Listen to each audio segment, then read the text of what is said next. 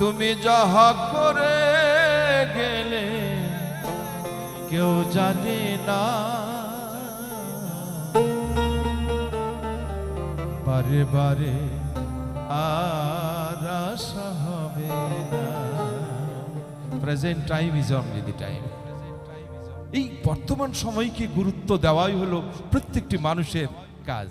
এমন মানব জনম আর হবে না, বারে বারে যার আশা হবে না। তুমি ভেবেছ কি